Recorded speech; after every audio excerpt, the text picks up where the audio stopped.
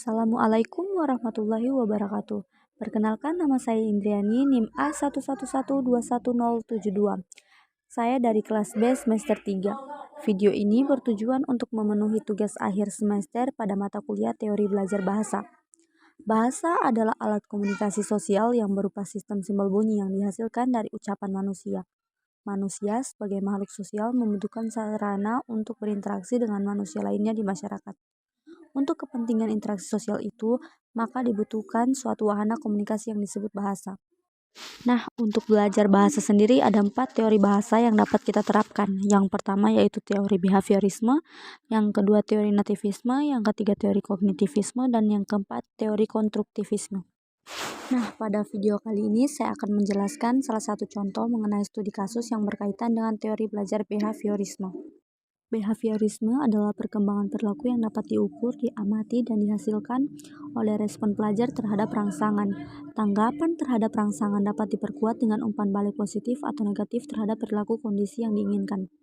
Teori ini lalu berkembang menjadi aliran psikologi belajar yang berpengaruh terhadap arah pengembangan teori dan praktik pendidikan pembelajaran yang dikenal sebagai aliran behavioristik, yang menekankan pada terbentuknya perilaku yang tampak sebagai hasil belajar.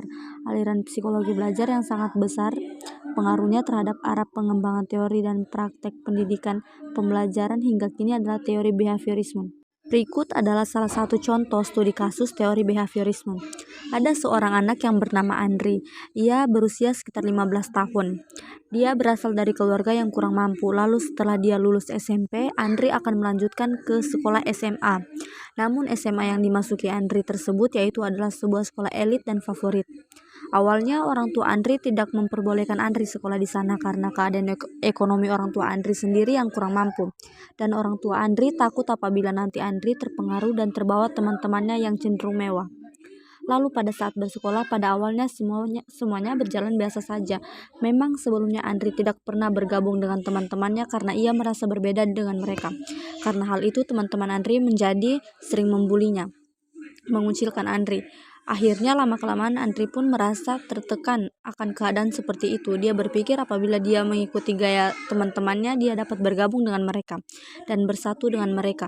Lalu setelah saat itu Andri sering mencuri uang kedua orang tuanya dan dia pun menjadi sosok anak yang nakal. Sering duduk di belakang, membuat gaduh, sering bermain HP saat pembelajaran dan tidak pernah memperhatikan pembelajaran gurunya yang sedang menjelaskan.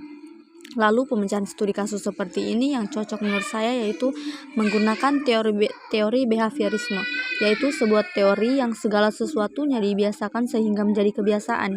Jika saya menjadi guru Andri, maka saya akan mendekati dia, memberikan perhatian khusus, tetapi hal itu tidak diperlihatkan kepada siswa yang lain, dan saya sendiri akan menegur siswa-siswa yang mengejek dan suka mengucilkan siswa lainnya.